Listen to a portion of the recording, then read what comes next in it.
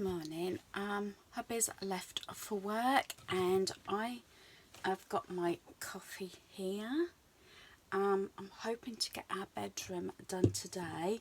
Not feeling 100% this morning.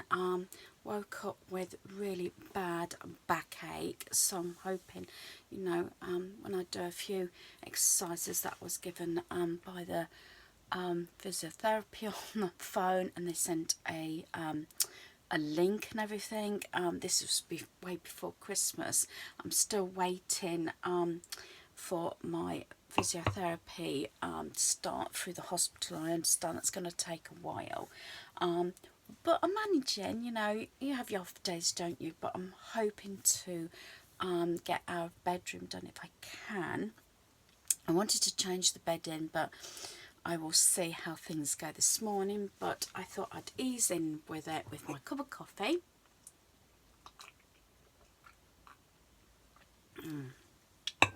Lovely.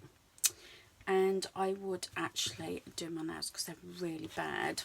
And just for the fact that I'm wearing this jumper, you probably think, God, she wears the same things all the time, but I try and vary it. I'm having a few off days because I tried wearing different things, wearing jewelry and everything, but sometimes it just gets in the way, doesn't it? But because I wear my pink top, I've got my pink nail varnish out and I got my glitters. So while I talk for a moment, I'm going to get my nails done. Hoping everybody's okay. But as I said, you do get your off days, don't you? To tell you the truth, as I said, I've done hubby's packing up. I've just got our son's packing up to do, and I'm in one of those moods that I just really want to either go back to bed with a book, which is while I'm doing my nails, or when our son's gone, want to watch TV. But I'm going to try and do something. I've put a couple of bits away downstairs, but I said I can't make too much noise because our son's in bed, and they both work long hours, so I'm trying not to disturb them too much. Well, I say our son, hubby's gone. It's going to be one of those days. I'm not sure how much talking I will be doing after this little segment, because when you have a job thinking what you want to say anything, and it's going to be one of those mornings, so I do apologise if I waffle or I get things wrong, but I know some of you out there do like these chit chats.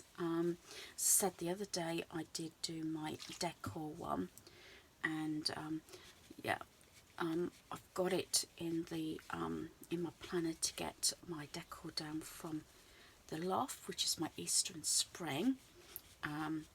I know roughly what's in the box, and usually I can remember the older stuff because it's the older stuff that tends to go out year after year. It's the newer stuff, and I have got a couple of pieces I've bought, and that gunk, yeah, to tell you the truth, I thought it would land in the bin. When I say gunk, I've got the pink one here, if you remember. I haven't took any of the tags off actually, and I'd love to get some more as gifts, but I think they're going to be hard to come by because I think they were really popular. And I thought the blue one was going to end up in the bin. Every time, hubby's been in the bedroom, it's moved. It's like, back to childhood, spot the gunk. And I must admit, it was laughing. It ended up in our son's room near his TV.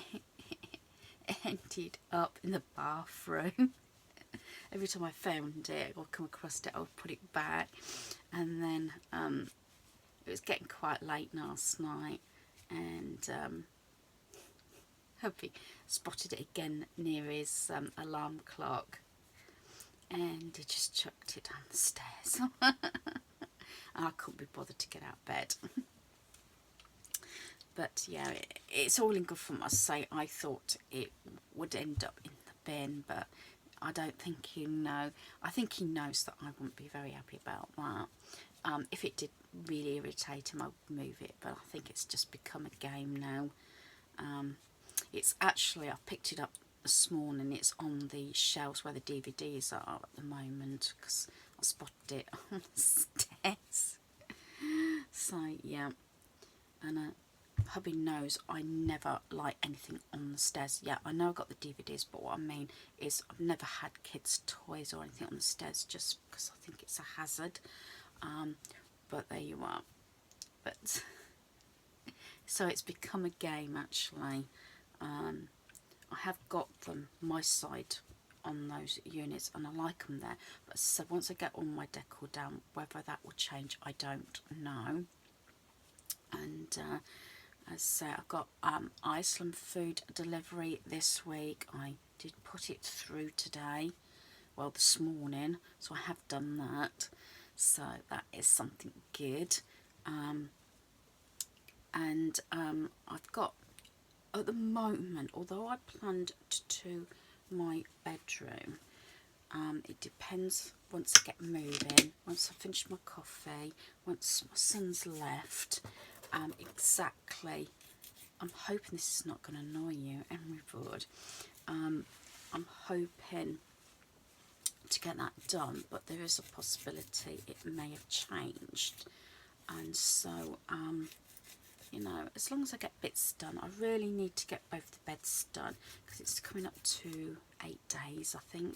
Normally, I say I do the beds every week, but it's just gone over that week. I meant to have done them, I was going to do it yesterday, at the same time I was doing my decor. But as I said, you get that stage, and I'm just having a couple of days where, you know, I'm trying to keep going, but I don't feel bad, really bad, if you know what I mean, just not 100%. And first thing in the morning and last thing at night can be the worst. I think most people will agree with that, whatever the situation is, whether it's a cold or whether it's aching and everything. One, it's getting going in the morning, and two, it's easing up in the evening. That makes sense. So I'm hoping it's not irritating people. As I said, hubby hates me. My son doesn't particularly like it. It's just, it gets on the teeth, if you know what I mean. It's one of those sounds. It can't be as bad. I had a teacher. She was a lovely teacher, history teacher, and she was the most patientest teacher. And she was one of those teachers who brought the lessons to life. You know, history, a lot of people think, well, and yeah, to start with, I've had history teachers in the past before this one, and thought, you know, it's going to be boring. But she had that thing about her, I don't know how to explain. She was one of those teachers that brought the lessons to life, and she was very like me, do you know what I mean? And she was a very positive person, but she didn't lose the temper or anything or shout, and she did have fairly long nails. I wonder if you know where this is coming from. And I'm talking about the old blackboards. We had the old blackboards, then you have the revolving, like, green ones. And she'd get her nails and she would go like that. Oh, even me used to grit my teeth. And she didn't used to have to say anything or do anything, and she would have everybody's attention and be like this, do you know what I mean? Just one of those. French teacher. Now this is going back to my middle school, and I know all schools are different, and we did actually have a French teacher. He was French, very strict, and he would not take any nonsense. I, dare I say, was afraid of him. for some reason, with a couple of my friends were at the front. I think, you know, the ones that want to talk or something, or want to not be picked on, always went for the back. I don't know how we got allocated the front. I'm not saying I was total goody two shoes, but I wasn't, you know, a bad student. And you could not sit down. You used to have to stand behind your chair, hands on chairs, upright, almost like a soldier. And I can't remember exactly what we used to say. And then used to ask permission to sit down. And then he would tell you in French that you could sit down. But if his eyes went round the room and he wasn't happy, he would point to certain people that they could sit down and the rest had to stand up. So I think looking back on it, maybe it was a little bit harsh. I'm talking, how old would I have been? 9, 10 years old, I think. 10. Because I transferred schools actually mid-term, due to the fact that we moved. So I did change schools, and yeah, and he did get the respect, but he was one teacher, you know, you really did respect. Who else did we have?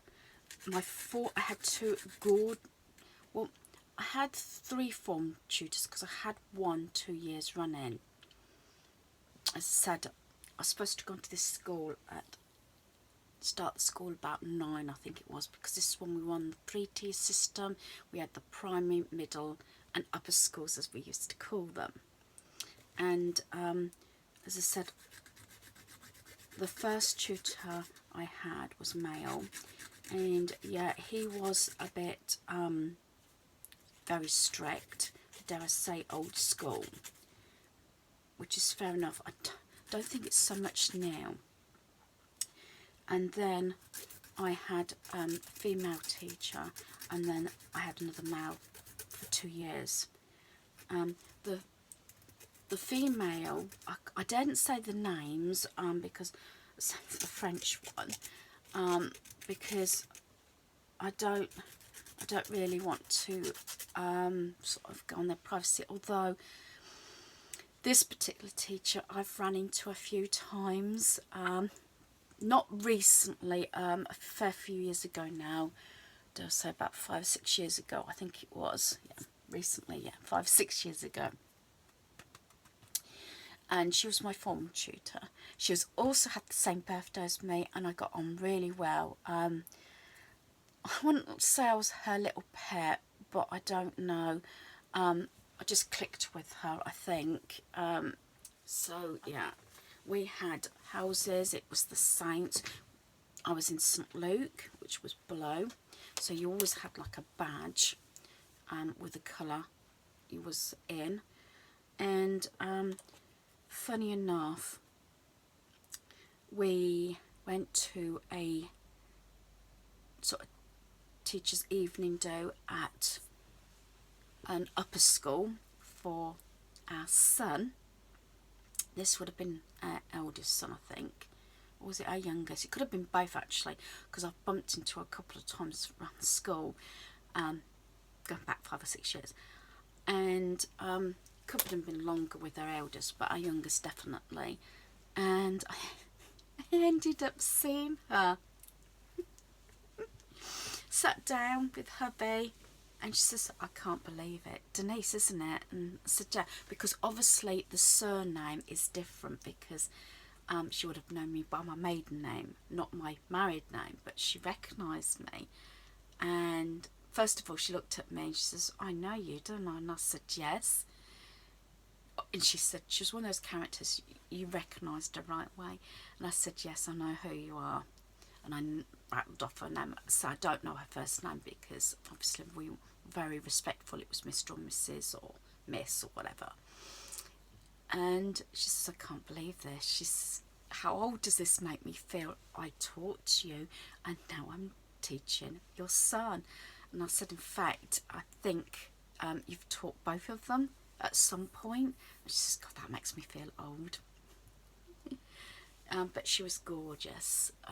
As I said, I got on really well. I think some of those memories are really nice, thinking back about your tutors, you know, and discuss this with our sons. Except for my middle school, they did go to the lower school and the upper school the same as I did, funny enough. So when they went to the upper school, both of them, I did actually meet my English teacher, and again in the teacher's sort of evening thing, and he laughed as well, and he said the same thing. He says he does make him feel old because the pupils he taught, he's now teaching their children, and he'd worked himself up, and I think he was like deputy head, and then I think he was head of sixth form at this school. So he worked himself up. I had him for English, and he was actually my form tutor for a year as well. So it was quite funny. But yeah, it's just one of those things, you know. There was one tutor, I'm not mentioning his name again at this particular school, I'm talking about upper school, and he terrified me, and he very often had me in tears, and it got to the stage that I wasn't the only one. I know my best friend, she'd been shouted at in class, and basically she walked out upset,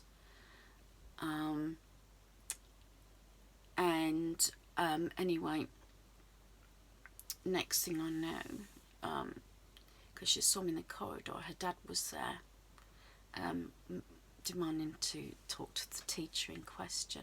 He was one of these, he wasn't very patient, and you know, like me, especially when it come to algebra or something like that, I just had difficulty picking it up, and very often a lot of us were afraid even to put a hand up to say we couldn't understand it.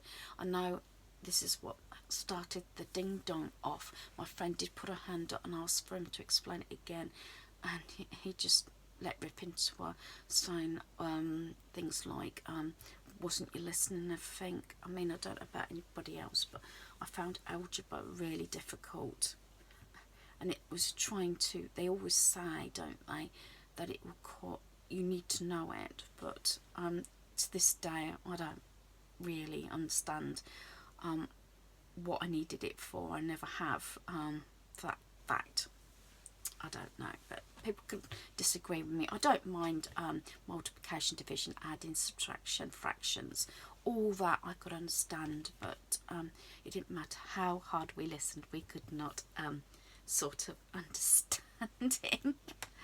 And he was a passionate guy. I tried to sit his way, but as I said, it was one class I dreaded, and it got to the stage, I think a lot of us were not happy, and it then, I wouldn't say called an investigation, but we were asked by form tutors, because at this stage maths was mixed classes, due to the fact at what sort of stage you were with your maths, same as English, put you into groups, and I couldn't understand why he had a group that was struggling, and I did struggle. Maths is not my forte, is that the right word?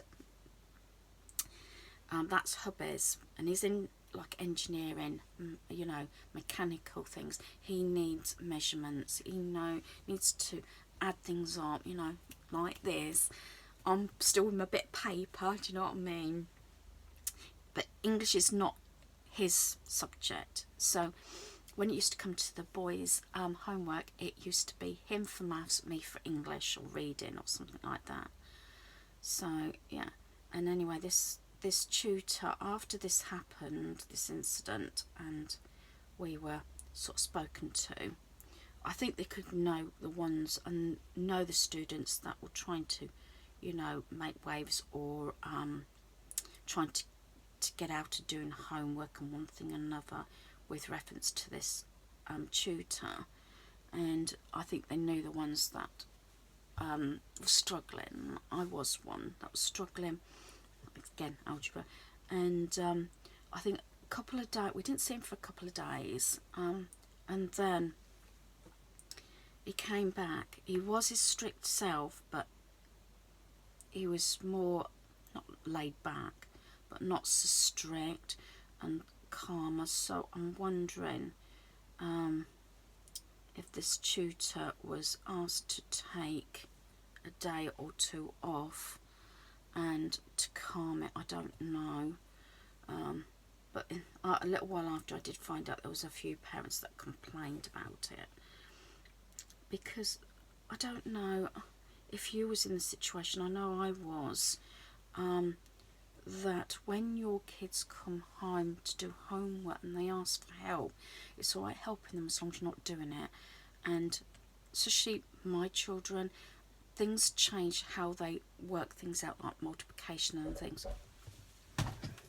Sorry about that. That was a delivery for our son. So I'm not sure at what point we were talking about. Yeah, and he disappeared for a couple of days, and he come back, and it wasn't a brilliant situation with him and his students, but it was a lot better. So I don't know whether things come to a head. The trouble is, he was quite a tall guy. Well, tall, I thought anyway. And I think, you know, when he leaned over the desk or something, it was just, I don't know, almost invading your space sort of thing. I know things are a lot different now, but I think, would I put him as number one teacher that I disliked? And I think disliked is a bad word really for teachers, but I think you always have your favourites and everything. And I was so happy when I finally got a different maths teacher. And funny enough, my maths teacher after that happened to be my form tutor. And whether she had most of the students that were from this other group, and she used to say that if there's any problems or we didn't understand anything, to stick her hand up or to get her attention, and she will deal with it. She'd rather, you know, see that we have some understanding, if not complete understanding, of the equations and whatever, rather than carry on thinking that we knew what we were doing, sort of thing. So it was the total opposite. And my grades then started going up and everything. As I said, my grades were really bad before that, and I think it was the way you're taught.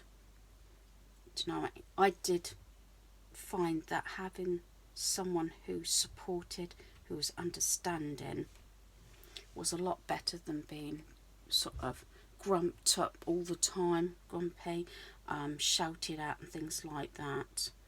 And maybe that's what stuck in my mind the rest of my sort of life up to now, if you know what I mean. Got that at the back of my mind, that although it's been hard through the years, especially when you're tired and you've got a baby screaming all night or toddler, do you know what I mean, that yeah, there is a place, I think, maybe to be, you know, sort of strict, but other times I think it just makes the you know, the situation worse. I think also in training, and I'm sorry if I'm looking at, my eyes are not actually looking at where they should be. I say it is morning. I think it's about, I think 6:30, 20 to 7 now. And I did have training at a building society about how to talk to customers. And whether my anxiety started way back, I've always been an anxious person. I said I know I suffer from anxiety and panic attacks. They weren't so bad then, but I thought I was in worse situations back then, having customers scream at you and everything. And it's always in the back of my head, you know, if you stay calm, then there's a possibility that that person will come back down to your level. Now, if you, and I know I've been in a situation where I've sort of couldn't hold my tongue or something, you know, and not screamed and shout, but, you know, sort of raised my voice a bit in a situation, not during work, something else, something private with a member of family. And I find that you can fuel the fire, sort of thing. I think there's every situation, every conversation, who you're talking to is all different. You know, sometimes I got to the situation with this particular person that's when I found my anxiety and panic attacks went triplefold. I had them regularly, and I didn't say anything to this person, or it would be taken the wrong way, whatever, and it really did hurt. And I got to the situation that you wouldn't believe it, but I sort of went in myself, if you know what I mean. I became quieter. I wouldn't talk to people, not even hubby and things like that. No, before you think this, it wasn't hubby, it wasn't my kids, because they were young at the time when all this was going on. No, it was none of those. And I did feel it, and it got to the situation that if I opened my mouth and gave over a view,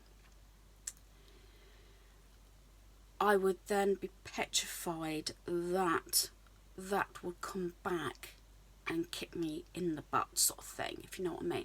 And that is sort of at the back of my mind sometimes when I do YouTube.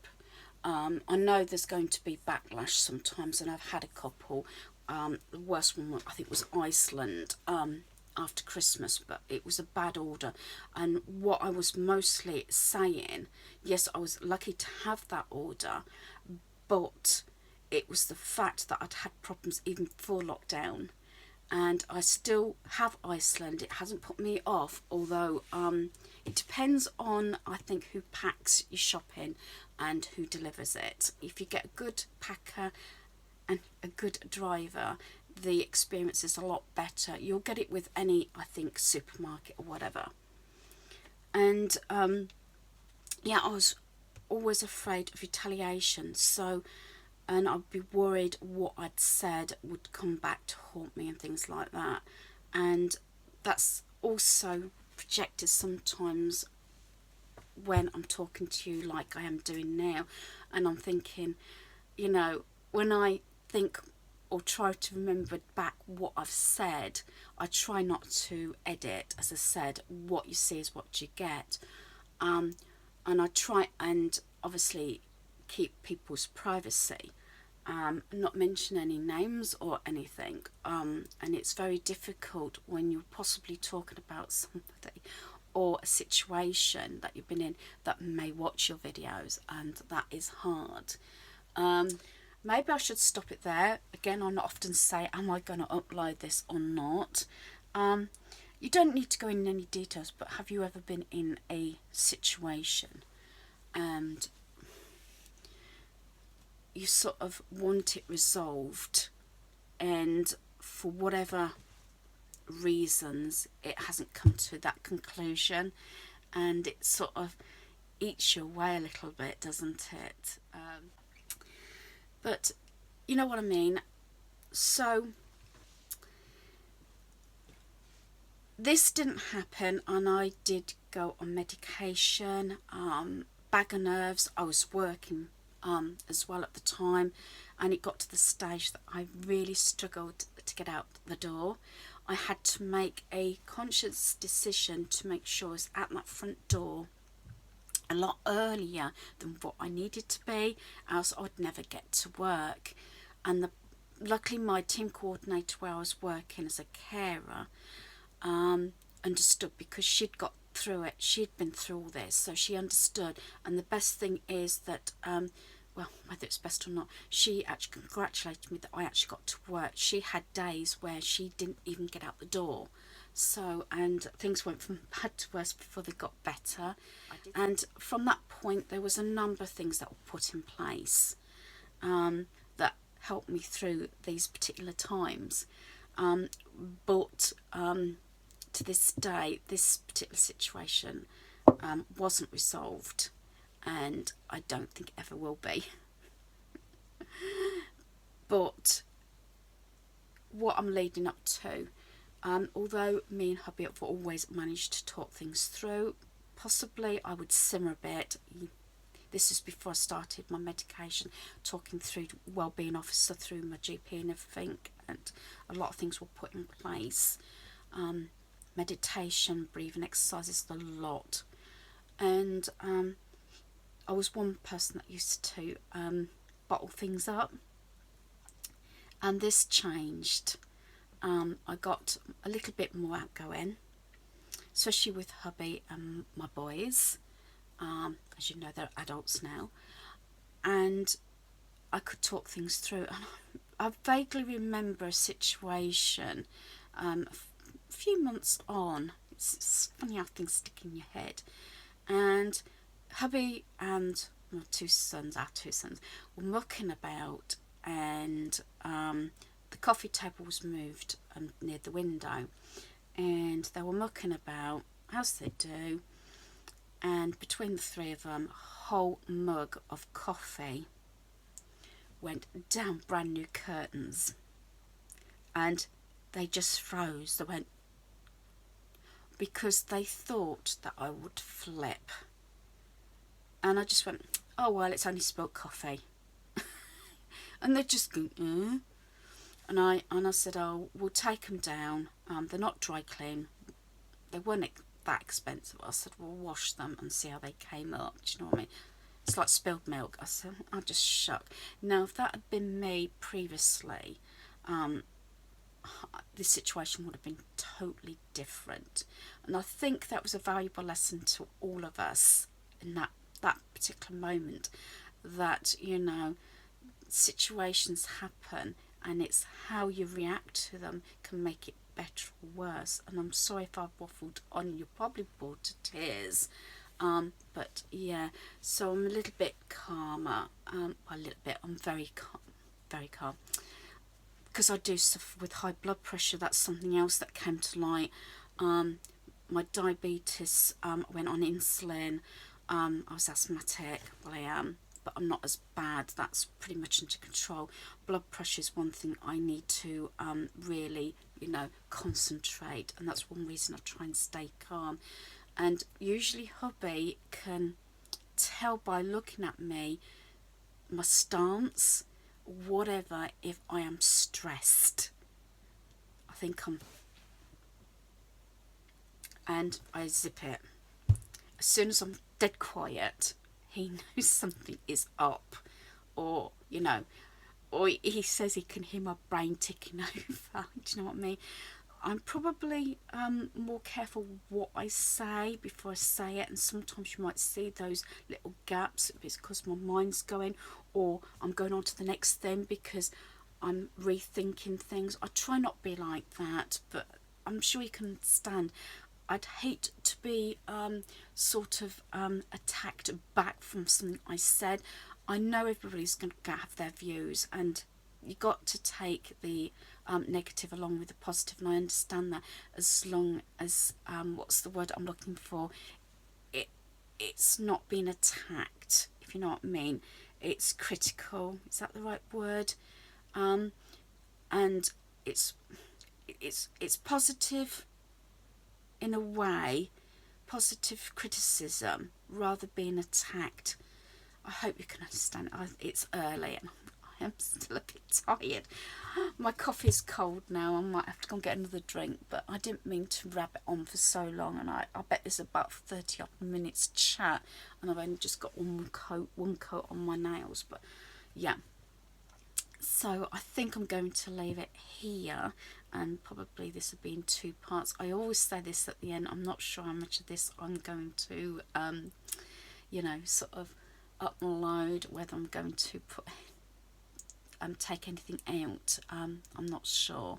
So that's when it might not necessarily make sense if I put a transition in, because I've deleted a certain part of the conversation, and I hope you can understand why I do that, because I overthink things. I rethink, should I have said that? It's now I'm thinking, oh, am I going to get backlash from this conversation? But there you are. What you see is what you get. So I'm going to say goodbye now. I'm hoping that you stay to the end. I do apologise, it was another waffle, but I think it's been a little while since I've actually sat down and had a little bit of a waffle. So hopefully you've enjoyed the sort of subjects of teachers. Let me know if any teachers have had sort of any impact on your life. I know I can put hands up and say I have.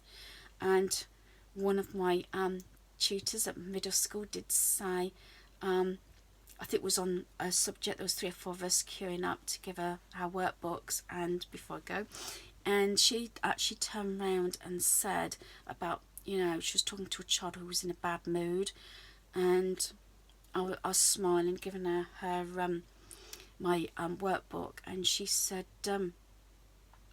oh, you always got a smile on your face. And I said, you don't get out the wrong side of the bed then. I said, well, there's only one side I can get out. And she says, that's probably why you're always smiling. And I said, oh, thank you, that's a nice thing to say. So yeah, let's put a smile on our face even if we don't feel like it. Dare I say, fake it until you make it, you know what I mean? But yeah, that's why I've got this support thing at the back as well. It does help with the chair, and yeah, sort of, you know, try not to slump too much, trying to stretch my spine a bit rather than slump. If I slump like this, the pain is worse, so I try and do this. So once again, thanks for watching. Goodbye.